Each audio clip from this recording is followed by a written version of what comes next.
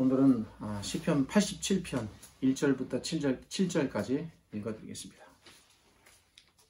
그의 터전이 성산에 있으며 여호와께서 야곱의 모든 거처보다 시온의 문들을 사랑하시는도다. 하나님의 성이여 너를 가리켜 영광스럽다 말하는도다. 나는 라합과 바벨론이 나를 아는 자 중에 있다 말하리라. 보라 블레셋과 두로와 쿠스여 이것들도 거기서 났다 하리로다. 시온에 대하여 말하기를 이 사람 저 사람이 거기서 났다고 말하리니 지존자가 친히 시온을 세우리라 하는도다. 여호와께서 민족들을 등록하실 때에는 그 수를 세시며 이 사람이 거기서 났다 하시리로다. 노래하는 자와 뛰어노는 자들이 말하기를 나의 모든 근원이 내게 있다 하리로다. 시편에는 여러 저자들이 있습니다. 우리가 잘 아는 대표적인 저자로 다윗이 있고 그리고 솔로몬이 있습니다. 또한 개인 외에 어떤 가문의 형태로는 아삽의 가문이 있고 그리고 고라의 가문이 있습니다. 이 시편은 고라의 가문 중에서 한 분이 지은 시입니다. 고라 가문은 모세와 함께 광야 시대를 살았던 고라라는 사람의 후손들입니다. 고라가 좀 하나님께 큰 안 좋은 상황에 놓여 있었기 때문에 제가 분이라고 이름을 붙이기 좀 그렇습니다. 고라는 레위의 8대 손이며 모세와는 사촌지간이었는데 안타깝게도 무리를 동원해 집단적으로 모세를 대적했습니다. 이 일로 인해 고라와 당시 고라를 따르던 무리들이 하나님의 아주 굉장히 극한 분노로 말미암아 땅이 갈라져 산채로 묻히는 안타까운 일이 발생했습니다. 근데 놀라운 일이 있습니다. 다행히도 고라의 세 아들들은 이 반역에 가담하지 않았다는 것입니다. 그래서 죽음을 면할 수 있었습니다. 이 부분이 참 놀랍습니다. 아버지의 반역에 아들들은 참여하지 않았다. 쉬운 일이 아닙니다. 그로 인해 고라의 아들들은 죽음에서 건짐을 받게 됩니다. 하나님의 심판도 공의롭게 진행됨을 알 수가 있습니다. 후에 고라의 세 아들들은 성전을 지키는 일과 찬송을 담당하는 일, 그리고 빵을 굽는 성전의 요리사로 하나님을 섬기게 됩니다. 그렇게 보존된 고라의 자손 중에서 우리가 잘 아는 위대한 괄목할 만한 선지자가 나오게 되는데 그가 바로 사무엘 선지자입니다. 그 역시 고라의 후손입니다. 고라는 잘못했지만 하나님께서는 그의 후손들에게는 큰 복을 내리신 것입니다. 시편 87편은 이러한 고라의 후손들 중 이름을 알 수 없는 어떤 한 분에 의해 지어진 시입니다. 그의 이름이 누군지는 정확히 알 수 없지만 이 고라의 후손은 그가 깨달은 매우 놀라운 사실을 시로 표현하게 됩니다.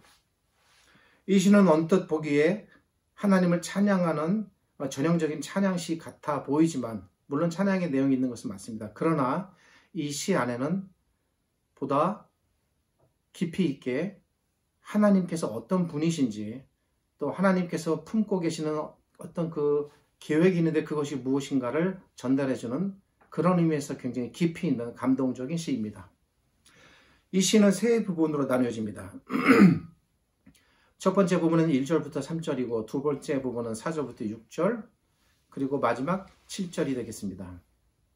이 시가 전하려고 하는 사실이 무엇인지를 알기 위해 우선 순차적으로 살펴봅니다.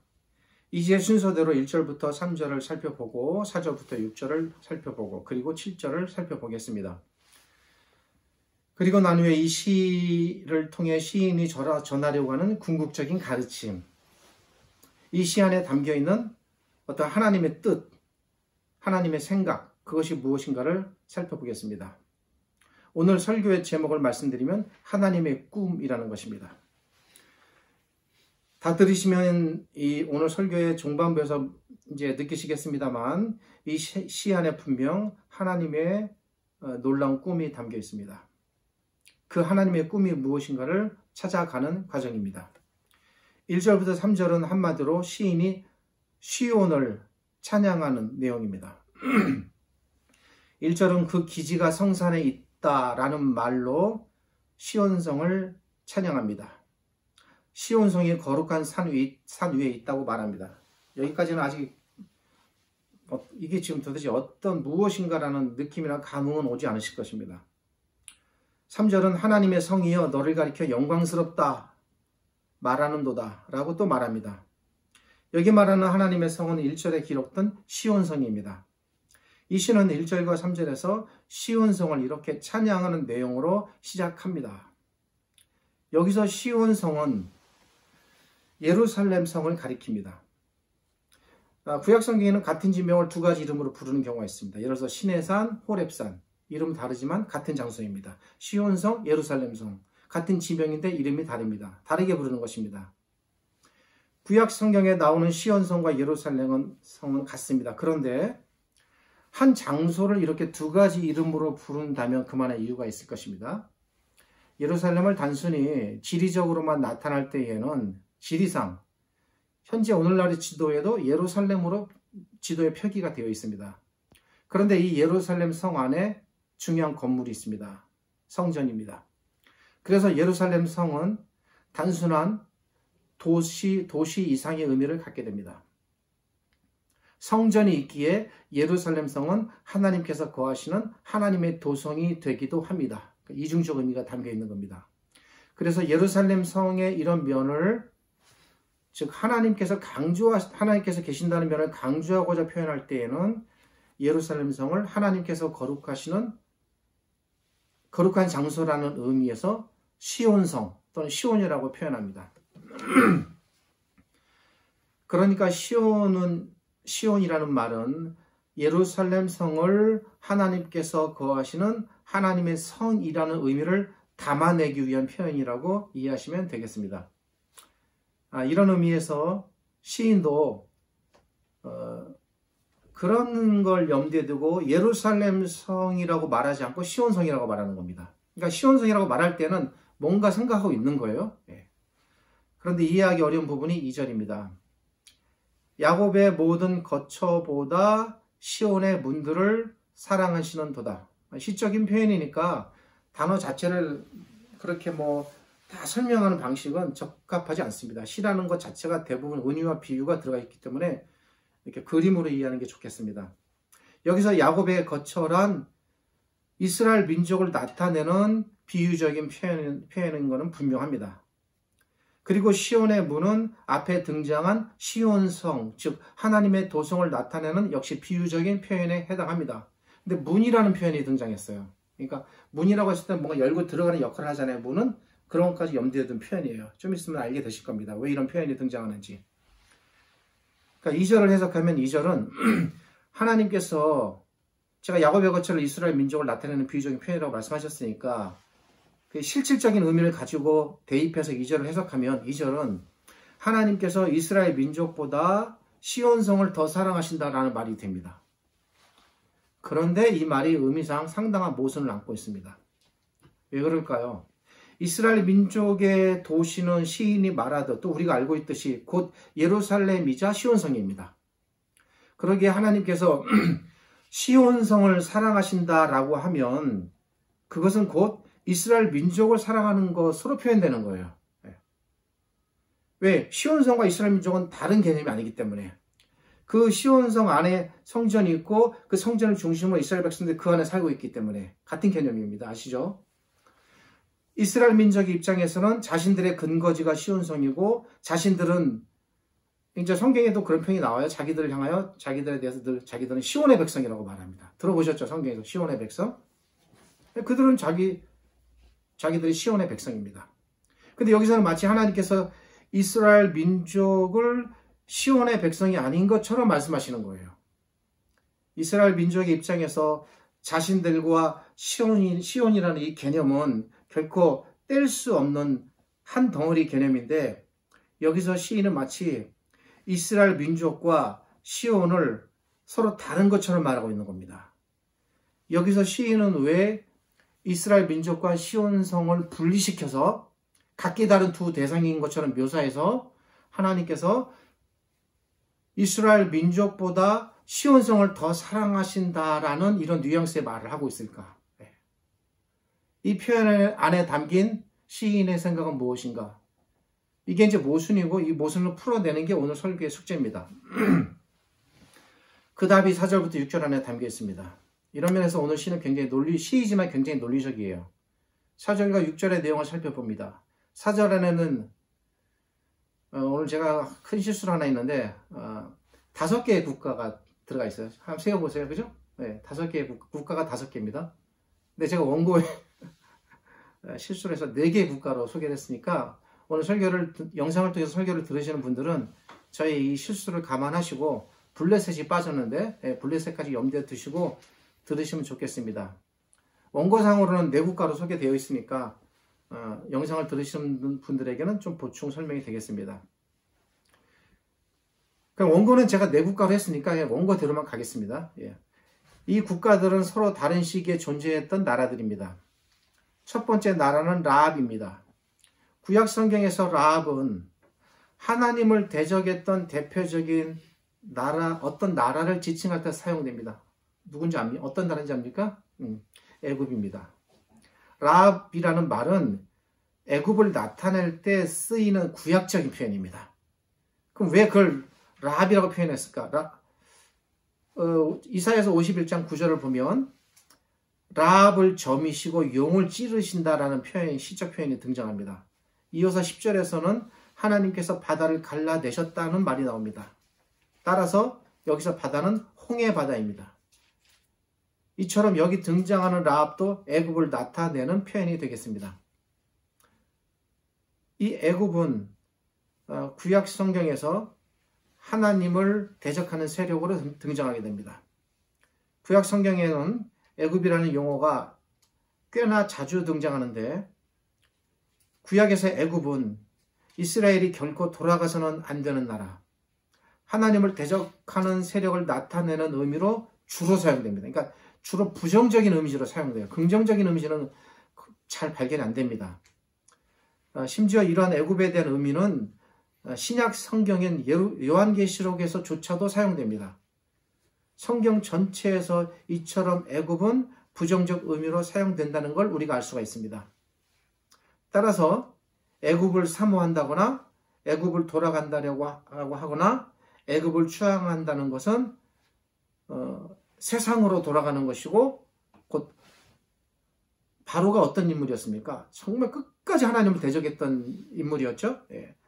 그렇게 하나님을 대적하는 세력에게로 향하여 하나님께 등을 돌린다는 의미였기 때문에 굉장히 부정적인 의미입니다. 이어서 나타나는 나라가 바벨론입니다. 우리는 바벨론을 잘 압니다. 어떤 면에서 바벨론은 애굽 이상으로 반하나님적이고 반이스라엘적인 세력을 나타낼 때 쓰이는 악의 축과 같은 나라입니다. 바벨론의 왕 느부갓네살은 노골적으로 스스로 자신을 신이라고 칭하면서 자신을 신으로 숭배하도록 형상을 세우고 하나님을 대적했던 인물입니다. 그리고 그 과정에서 많은 하나님의 백성들이 핍박과 죽음을 당하게 됩니다. 이로 인해 느부갓네살은 하나님께로부터 극심한 형벌을 받게 됩니다. 바벨론은 하나님을 대적하고 이스라엘을 멸망에 이르게 한 아주 주범이 되는 나라입니다. 바벨론도 구약과 신약에서 하나님을 대적하는 무리를 나타낼 때 즐겨 사용되는 표현이고 또 나라입니다. 바벨론에 대한 이러한 부정적 이미지는 애국과 마찬가지로 신약 성경인 요한계시록에 역시 등장합니다. 이와 같이 애국과 마찬가지로 바벨론 역시 구약과 신약에 걸쳐 하나님을 대적하고 하나님의 백성을 핍박하고 억압하는 악의 축을 나타내는 이미지로 사용됩니다. 다음에 등장하는 나라는 두로입니다. 두로는 이스라엘 북쪽 다메섹 아래에 위치했던 해상국가입니다. 보다 정확한 위치를 살펴보면 두로는 우리가 이제 이스라엘 가보지 않았으니까 잘 모르겠지만 저도 이제 지도상으로만 아는 거예요. 지도 정도 위치하는 건 안 가봐도 가능합니다. 이스라엘의 북쪽에 갈릴리 호수가 있고 갈릴리 호수를 중심으로 북서쪽 방향으로는 이제 북쪽 방향입니다. 여기 북서쪽 상단의 지중해 연안에 위치한 나라가 두로입니다. 두로는 가나안 시대부터 해상국가로 존재했고 대표적인 이방 세력 중 하나로 손꼽힙니다. 두로는 이스라엘이 가나안을 정복할 당시 이미 견고한 국가 형태를 갖추고 있었습니다. 두로는 비록 이방 나라였지만 나름 그래도 긍정적인 이미지가 있습니다. 이스라엘과는 우호적인 입장이 있었습니다. 두로는 다윗과 솔로몬 시대에 성전 건축에 필요한 백향목을 비롯한 건축 자재와 그리고 인력을 목공, 석공, 기술자들을 대거 보내서 성전 건축을 적극적으로 지원하기도 했습니다. 그건 무엇을 의미하냐면 다윗 시대에 다윗이 그만큼 강성했기 때문에 거의 두로가 다윗의 약간 지배받는 형태의 그런 협력 관계에 있었음을 알려주는 겁니다. 그만큼 다윗의 나라가 강력했음을 이제 알려주는 거죠. 두로는 그 후에 아수르의 침공을 받았고 아수르가 망하자 뒤이어 일어난 세계적인 대제국인 바벨론의 느부갓네살의 침공을 받아 저항하다가 결국은 패망하게 됩니다. 바벨론은 두로를 멸망시킬 때에 두로의 2000여 명의 지도자의 목을 자르고 주민 3만 명을 노예로 삼으면서 완전히 두로를 전멸시킵니다. 다음에 등장하는 나라가 구스입니다. 구스는 지역적으로 애굽 아래에 위치한, 그러니까 애굽도 이스라엘의 아래쪽인데 그보다 더 아래쪽인 거죠. 예, 아래쪽에 위치하면서도 좀 더 서쪽입니다. 구스라는 말은 히브리어로서 검다라는 의미를 갖고 있습니다. 구스라는 용어 자체가 검다라는 말을 뜻할 정도로 성경에서 구스인들은 대표적으로 아프리카인들을 나타낼 때 사용되는 단어입니다. 구스가 누군지 아시죠? 구스는 노아의 아들인 함의 장남이었습니다. 그래서 구스로부터 번성한 구스인들은 아프리카 북동쪽의 애굽 아래에 위치했던, 들어보셨는지 모르겠습니다만 저도 그냥 책으로만 아는 겁니다. 고대 누비안 왕국을 세웠습니다. 애굽에 의해 억압을 받기도 했으나 한때는 강성하여 잠시 애굽을 지배하기도 했다고 합니다. 구스인들은 피부가 검었으며 무역과 상업에 능했고 유다의 아사왕 때에는 구스의 군대가 남유다를 침공하기도 했을 정도로 강력했습니다. 이처럼 구스는 함의 아들 가나안의 후손들로서 대표적인 이방 나라를 나타낼 때 성경에 등장하고 있습니다. 그리고 제가 빠뜨린 블레셋, 원고에는 없습니다만 제가 아는 대로 간단히 설명드리면 블레셋은 이스라엘 중심으로 완전히 서쪽에 위치합니다. 그리고 지중해 연안에 위치했습니다. 여호수아 시대에 가나안 땅을 다 정복하는 과정에서 블레셋을 완전히 정복하지 못했습니다. 그리고 그 과정에서 블레셋 세력이 상당히 잔존하여 이스라엘의 사사시대 400년간 내내 이스라엘 백성을 끊임없이 괴롭혔고, 그리고 다윗 왕국 시대에도 계속 이스라엘과 적대적인 관계 속에서 끊임없는 이스라엘의 아킬레스건과 같은 그런 아주 고통스럽게 하는 나라였습니다. 위의 내용들을 정리하면 이렇습니다. 애굽과 바벨론은 서로 다른 시기의 나라들이었으나 고대로부터 등장한 대표적인 세계적 강국들이었고 하나님을 대적했던 세력들입니다. 또 두로와 구스와 말씀드린 블레셋 역시 이방 나라들로서 이스라엘의 남쪽과 그리고 서쪽에 위치하는 나라들이었습니다. 그런데 4절은 이렇게 말합니다. 이 애굽과 바벨론과 두로와 구스와 블레셋이 모두 거기서 났다고 말합니다. 여기서 말하는 거기는 어디일까? 비록 시이지만 나름의 논리를 갖고 있어요. 어디일까요? 바로 1절부터 3절에 등장한 시온성입니다. 여기서부터 이제 반전이 이루어지는 부분입니다. 우리는 시온의 백성하면 이스라엘 민족만을 생각합니다. 어쩌면 당시 유대인들은 자기들만이 유일한 시온의 백성이라고 생각했을지 모릅니다. 전통적으로 구약시대부터 쭉 그러했기 때문입니다. 그런데 놀랍게도 이미 구약시대를 살았던 이 시인은 그렇게 생각하지 않았다는 겁니다. 시인은 놀라운 사실을 깨닫게 됩니다. 시온의 백성이 이스라엘 민족이 아닌 다른 이방의 민족들이다라고 내다보고 있는 겁니다. 하나님을 대적하고 이스라엘 민족을 멸하려고 했던 애굽, 또 역시 하나님을 대적하며 이스라엘 민족을 멸망시켰던 바벨론, 가나안 시대부터 토착적으로 존재했던 대표적인 이방 나라들인 두로와 블레셋, 그리고 노아에게 치명적인 실수를 안겨주어 저주를 받게 되는 구스인들, 그러니까 가나안의 후손들이니까 그 구스인들, 이들이 모두 다 시온의 백성이 될 거라고 말하고 있는 겁니다. 여기서 우리가 특별히 주목해야 할 부분은 구스라는 민족입니다. 제가 구스를 잘 설명함으로써 다른 네 나라의 여기 기록되는 기록의 의미를 더불어 알 수 있는 거예요. 시편 68편에는 한 무명의 시인이 장차 구수인들이 하나님의 백성의 자리에 들어가게 될 거다라고 적극적으로 표현합니다. 시인은 이렇게 말합니다. 시편 68편 31절인데 구수인은 하나님을 향하여 그 손을 신속히 들리로다. 뭡니까? 항복의 표현이에요. 하나님께 향하여. 그리고 나아온다라는 표현이 되겠습니다. 이 말은 구수인들이 장차 하나님께로 손을 들고 모두 다 나아올 것이고 하나님께 복종하여 장차 그들이 하나님의 백성이 될 거다라는 표현이 되겠습니다. 이미 말씀드렸듯이 구수의 조상은 함입니다. 이 부분이 놀랍습니다. 함의 아들은 가나안입니다. 제가 얼마 전에 창세기 9장을 쭉 설교했죠. 그 가나안의 문제를 제가 계속 말씀드렸습니다. 함과 가나안으로 이어지는 구수인들은 창세기 9장을 통해 알 수 있듯이 가나안은 저주를 받아 셈의 종이 되리라 라는 저주를 받은 백성입니다. 그런데 그 저주받은 백성이 언젠가 하나님의 백성의 자리에 돌아오게 될 거다라고 이 시편을 말하고 있는 겁니다. 하나님께로부터 저주까지 받았던 백성이 하나님의 백성이 된다는 이 사실은 굉장히 놀라운 일입니다. 하나님께서 친히 자신이 내리신 저주를 거두시고 그들을 하나님께로 불러들이시겠다는 말씀이 믿기지 않을 정도로 놀라운 겁니다. 이 구수인들의 구원에 대한 소식을 알려주는 내용이 시편 68편 31절과 그리고 오늘 시편 87편에 나타나고 있는 겁니다. 그렇다면 구수인들은 과연 하나님의 백성의 자리에 들어오게 되는 걸까? 어느 날 빌립이 길을 가고 있었습니다. 빌립은 길에서 간다게의 한 신하를 만나게 됩니다. 간다게라는 이름이 등장하는데 이름이 등장할 정도로 상당히 그 당시에 꽤 유명했던 분 같습니다. 간다게는 당시 이디오피아라는 아프리카 한 국가의 여황제였습니다. 이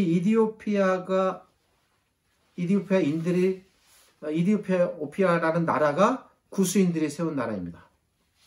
지금도 존재합니다. 에디오피아라고. 간다게의 신하는 길에서 빌립을 만나 자신이 읽고 있었던 이사야의 한 글을 해독해 주기를 바라했고 그 글을 빌립이 해독해 줌으로써 그 글 속에 담긴 그리스도를 전하게 됩니다. 그리고 놀랍게도 그 사건을 계기로 이 간다게 신하는 복음을 깨닫게 되고 그 자리에서 내가 세례받는 것을 주시할 이유가 무엇이겠습니까? 저에게 세례를 주십시오라고 빌립이 요청하게 되고 가는 도중에 길에서 잠시 담겨져 있는 길가의 물웅덩이에서 세례를 받게 됩니다. 그 자리에서 즉각적으로. 그리고 이 둘의 만남은 영원히 헤어지게 됩니다. 이게 굉장히 놀라운 우연한 사건 같지만 이 속에 놀라운 하나님의 비밀이 담겨 있는 거예요. 이거 자체가 하나님의 굉장한 섭리입니다. 자신의 나라로 돌아가 이 신하는 자신이 깨달은 그리스도를 전하게 됩니다. 그리고 구수인들이 그 복음을 받아들이는 일이 생기는 겁니다. 한 사람에 의해 복음이 들어가게 됩니다. 그것도 제자나 사도들이 아닌 그 나라의 신하에 의해서. 구수인들에게 역사적인 일이 벌어진 것입니다. 이리하여 오늘날까지 이디오피아 안에는 수많은 교회들이 세워졌고 지금도 세워져 있습니다. 복음이 그곳에 들어간 겁니다. 현재 이디오피아 안에는 우리나라 이상으로 복음이 잘 전해져 있으며 수많은 교회들이 그 안에 존재해 있습니다.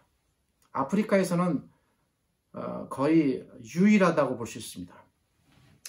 간다게의 신하가 빌립을 만나는 이 사건은 이미 오래전에 예언되었던 구수인들을 구원하시겠다는 하나님의 예언이 성취되는 바로 그 순간이었습니다. 하나님께서 시인들을 통해 주신 거룩한 예언의 말씀이 어김없이 이루어진 것입니다. 이 구수인들에 대한 구원의 소식은 우리에게 놀라운 사실을 전해줍니다. 그것은 하나님께서 이처럼 그 옛날 보십시오. 저주까지 내리셨던 구수인들을 구원의 자리로 불러들이셨다면 하물며 하나님께서 이 땅의 그 어떤 민족, 그 어떤 백성, 그 어떤 나라를 하나님의 나라로 불러들이심에 있어서 차별하시겠는가라는 것이죠. 오늘 이 시 안에 구수인들 외에 말씀드렸던 애굽, 바벨론, 두로, 블레셋이 등장합니다. 그런데 여기에 또 놀라운 비밀이 담겨 있습니다. 그것은 정확히 5나라입니다. 이 5나라의 위치와 연관된 부분입니다. 오늘 이 시안에는 애굽, 바벨론, 두로, 구스, 블레셋이라는 나라가 소개되어 있습니다. 그런데 이 5나라들은 지도상으로 놓고 보면 이스라엘을 중심으로 각각 동서남북에 해당합니다. 5나라들 중에 동쪽에 해당하는 나라는 바벨론, 메소포타미아 지역이니까 굉장히 먼 동쪽 지역입니다. 그리고 서쪽으로 해당되는 나라는 바로 서쪽으로는 지중해 쪽으로 해서 블레셋이 해당되고, 그리고 남서쪽으로는 구스가 서쪽 지방에 해당됩니다. 그리고 남쪽 지역으로 해당되는 나라는 애굽이고, 북쪽 지역으로 해당되는 나라는 뭡니까? 두로입니다. 두로는 담에서 끝쪽으로서 갈릴리 위쪽의 나라입니다. 이렇게 5나라는 이스라엘을 중심에 놓고 봤을 때 동서남북의 4방향을 가리키고 있다는 사실입니다. 뭐 느끼는 거 있습니까? 제가 뭘 말하려고 하는지 아시죠? 이것은 무엇을 의미할까? 이스라엘을 중심으로 이렇게 동서남북의 나라들이 나열되었다는 것은 중대한 사실을 알려주는 겁니다. 그것은 하나님의 구원이 결코 이스라엘 안에만 머물러 있지 않을 것이다 라는 거예요. 언젠가는. 이것은 하나님의 구원이 이스라엘이라는 지역적 테두리 한계를 벗어나서 이스라엘을 중심으로 그곳에서부터 발원된 복음이 동서남북 사방으로 퍼져 나갈 것을 암시해 주는 겁니다. 이렇게 이스라엘의 동서남북에 해당하는 바벨론, 구스, 애굽, 두로, 블레셋에 대한 구원은 하나님의 구원이 이 5나라에 전해진 것처럼 동서남북 온 세상의 모든 곳에 복음이 전해질 것이다 라는 것을 이미 수백 년 전에 시를 통해 예언된 거예요. 제가 이제 하나님의 말씀을 대하면서 나름 살펴보고 전달하는 방식은 늘 저는 이런 방식을 추구합니다. 성경에 기록된 하나님께서 일하시는 일의 원리가 장차 성경 전체를 통하여 그리고 오늘날까지 어떻게 펼쳐지는가 늘 그걸 탐구하는 겁니다. 이 시편은 장차 예수 그리스도를 통해 하나님의 복음이 동서남북 온 세상에 펼쳐질 것을 이 5나라의 소개를 통하여 알려주는 그런 의미에서 상당히 예언적인 시라고 볼 수 있습니다. 아시죠? 그래서 제가 오늘 설교 초반에서 단순히 찬양시가 아니라고 말씀드린 겁니다. 온 세상에 하나님의 복음이 전파되게 하여 내가 이 온 세상을 다 구원하리라 라는 이러한 하나님의 놀랍고 원대하신 꿈이 이 시 안에 담겨 있습니다. 그래서 오늘 설교 제목이 하나님의 꿈입니다. 마침내 이러한 하나님의 원대하신 꿈은 우리의 주님이신 예수 그리스도를 통해 이루어졌습니다. 그럼 이제 봐야죠. 어떻게 예수님을 통해서 이루어지는가. 다는 살펴볼 수 없고 대표적인 한두 가지 사건만 살펴보겠습니다. 어느 날 예수님께서 자신을 배척하는 유대인들을 향하여 이리 말씀하셨습니다. 그들이 얼마나 극렬하게 예수님을 배척했는지 여러분들 잘 아시죠? 그래서 예수님께서 이렇게 말씀하셨습니다. 너희가 아브라함과 이삭과 야곱과 모든 선지자는 하나님 나라에 있겠지만 오직 너희는 밖에 쫓겨난 것을 볼 때에 거기서 슬피 울며 이를 갈리라. 뭡니까? 하나님 나라의 밖으로 쫓겨나게 될 거라는 거죠. 왜? 그리스도를 배척하니까. 특별히 차별해서 쫓아내는 게 아닙니다. 이 말씀은 장차 예수님을 배척한 사람들이 비록 자기들이 스스로 생각할 때 아브라함의 후손이고 자기들이 비록 생각할 때 스스로 시온의 백성이라 할지라도 그리스도를 배척한 그 이유로 인하여 구원의 자리를, 그 백성의 자리를 박탈당하고 빼앗길 것을 알려주는 말씀입니다. 그렇다면 누가 차지하겠습니까? 이어서 예수님께서는 그 자리를 이방의 나라들이 채울 거다라고 말씀하십니다. 이에 대하여 예수님께서는 이렇게 말씀하십니다. 너희가 그렇게 쫓겨날 것인데 그 자리에 사람들이 동서남북으로부터 와서 하나님 나라의 잔치에 참여하리라. 누가복음 13장 28절 29절의 말씀입니다. 이 예수님의 말씀은 오늘 시편의 말씀이 어떻게 시간이 흘러 그리스도를 통하여 이루어질 것인지를 알려주는 말씀이 되겠습니다. 하나님께서는 그 옛날 바벨론과 구스와 애굽과 두로와 블레셋의 구원에 대하여 말씀하심으로써 동서남북의 모든 나라들이, 그러니까 이 나라 5나라는 샘플이에요. 샘플. 예. 이게 전부가 아닙니다. 이를 견본 삼아 동서남북의 모든 나라들이 하나님의 구원에 다 참여하게 될 거라고 말씀하셨는데, 그 하나님의 말씀, 그런 하나님의 계획과 꿈이 우리 주님이신 예수 그리스도를 통해 이루어지겠다라는 거예요. 이루어진다는 겁니다. 그걸 예수님께서 이미 이 땅에 계실 때 말씀하셨습니다. 그리고 이 놀라운 하나님의 꿈, 하나님의 계획은 마침내 실질적인 성취로 이 땅에 나타나게 되는데, 우리는 그런 모든 기록들을 사도행전을 통해서 발견할 수 있는 겁니다.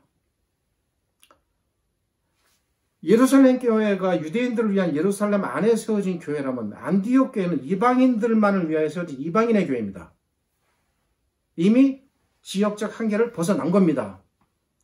그 외에도 수많은 교회들이 사도들과 제자들을 통해 전 유럽과 아시아에 걸쳐 그야말로 이스라엘을 중심으로 동서남북 사방으로 퍼져나가 세워지게 됩니다. 그 이름은 제가 다 열거할 수 없을 정도로 많습니다. 성경에 나타나는 그런 신약의 동서남북의 교회들만 해도 무수히 많습니다. 동서남북 온 사방에 나의 교회, 나의 나라를 세우리라는 이 하나님의 시적 예언이 이렇게 하여 무구한 역사를 통하여 성취되는 것입니다. 우리가 오늘 이 시를 통해 궁극적으로 알아가야 할 부분이 바로 이 부분입니다. 이렇게 시인은 이방의 무수한 나라들이 장차 복음을 받아들이게 될 것을 시를 통해 예언하고 있습니다. 어떻게 이 시인이 이런 걸 알았을까? 그건 하나님께서 주시는 은혜입니다. 통찰력이에요. 예. 모세가 어떻게 창세기 사건을 기록할 수 있었을까? 전적인 하나님께서 주시는 통찰력입니다. 그 순간 시인은 하나님의 생각을 읽을 수 있는 겁니다. 하나님을 대적했고 하나님을 섬겼고 저주받았던 백성이 그리스도 앞에 무릎을 꿇을 것이다 라는 말입니다. 그래서 이스라엘 민족이 그리스도를 배척하고 쫓겨난 그 자리에 다 그들로 채우겠다는 거예요. 그와 연관된 예수님의 다른 비유들도 많습니다. 천국 장치의 비유, 뭐 이런 것도 많죠. 사방 길에 나가서 다 불러와라. 근데 거절합니다. 그래? 니네들 다 나가. 너희들 다 여기서 못 들어와. 대신 길거리에 있는 다른 사람들 다 불러들여. 그런 것들이 다 이 시와 연관된 그런 구원에 관련된 예수님의 비유입니다. 바로 이러한 이유 때문에 시인은 2절에서 하나님께서 야곱의 거처보다 시온의 문들을 더 사랑하신다라고 말합니다. 이제 이 의미를 아시겠죠? 이런 하나님의 놀라운 계획을 깨달은 시인이 마침내 놀라고 감격하게 되는 것입니다. 마침내 시인은 이 하나님을 찬양하게 됩니다. 7절입니다. 노래하는 자와 춤추는 자는 말하기를 나의 모든 근원이 내게 있다 하리로다. 이 7절은 하나님을 찬양하면서 동시에 이 시온의 자리에 새롭게 들어온 이방 백성들을 이젠 더 이상 저주받은 백성, 하나님을 대적하는 백성으로 말하지 않고 복된 백성으로 말하고 있는 겁니다.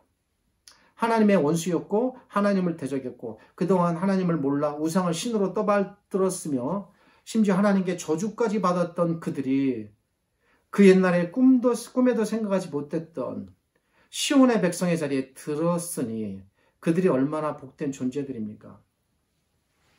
시인이 이 사실을 깨닫고 고백하고 외치는 것입니다. 우리 하나님께서는 어떤 분입니까? 우리 하나님께서는 결코 사람을 피부로, 외모로, 민족으로, 나라로 나누거나 차별하지 않습니다. 이 시편의 말씀은 우리가 섬기는 하나님께서 이렇게 차별 없으시고 그리고 자비로우신 하나님이라는 사실을 전하고 있는 겁니다. 뿐만 아니라 하나님께서는 결코 사람을 영원히 저주하지 않으십니다. 그 누구라도 부르시고 돌아오게 하시어 언젠가 반드시 자신의 백성으로 삼으시는 놀랍도록 자비로운 분임을 이 시가 알려줍니다. 그리고 하나님의 꿈은 이 땅에 그 누구도 차별받지 아니하고 모두 다 하나님의 백성이 되는 것입니다. 우리가 사람을 차별하지 말아야 할 이유가 바로 여기에 있는 거예요. 이 하나님의 꿈을 이루시기 위해 하나님께서 아들이신 예수 그리스도를 보내셨고 예수 그리스도께서 마침내 이 땅에 오셔서 하나님의 꿈을 이루어내셨습니다. 하나님께서 꿈 꾸셨고 그리스도께서 그 꿈을 이루신 것입니다. 이러한 하나님의 놀라운 계획과 그분의 꿈 덕분에 이제 그 시온의 물결이 어디에게 비쳤습니까? 우리에게 비친 거예요. 그래서 우리가 그 자리에 들어가게 된 것입니다. 이러한 하나님의 놀라운 계획으로 인해 애굽이 하나님의 백성이 되고 바벨론이 하나님의 백성이 되고 두로인들이 하나님의 백성이 되고 구수인들이 하나님의 백성이 되고 블레셋인들이 하나님의 백성이 되었듯 이스라엘을 중심으로 놓고 봤을 때는 동쪽 끝입니다. 저 멀리 동쪽 끝에 이름조차도 알 수 없는 작디 작은 이 작은 나라, 이 작은 민족인 우리들에게까지 이 하나님의 복음이 전파되고 이제 우리가 그 자리에 들어가게 된 것입니다. 바벨론이 시온의 자리에 들어오고 애굽이 시온의 자리에 들어오고 두로인들, 블레셋인들이 시온의 자리에 들어오고 구스인들이 시온의 자리에 들어온 것처럼 우리가 시온의 자리에 들어오게 되었으니 그런 의미에서 우리가 시온의 백성이라 할 만합니다. 우리가 바로 시온의 백성이라 하겠습니다. 우리가 거룩한 성 시온의 도성에 들어와 있음을 깨달아야 합니다. 야곱의 후손이 있어야 할 그 자리에 하나님의 크나크신 은혜로 우리가 그 자리에 들어가 하나님의 백성의 자리에 있게 되었습니다. 그리고 우리를 통하여 이런 하나님의 구원은 여전히 지금도 전파되고 선포되고 있으니 이제 또 다른 많은 사람들에게 이런 복음의 물결이 전파되고 또 초청되어야 함을 우리가 알고 그걸 사명을 우리는 살아야 하겠습니다. 이러한 놀라운 일은 여러분 생각해 보십시오. 어찌 티끌만큼에도 사람의 힘으로 이게 가능하겠습니까? 전적인 하나님의 일하심이고 그분께서 일하신 거예요. 그분의 은혜입니다. 우리 바라기를 이 하나님의 은혜를 헛되이 하지 마시기 바랍니다. 우리 하나님의 은혜를 기억하고 깨닫고 감사해야 합니다. 그리고 자발적으로 하나님께 나아가 순종해야겠습니다. 자발적으로 하나님의 가르침을 따라 기쁘게 살아가야 합니다. 그것이 시온의 백성의 모습입니다.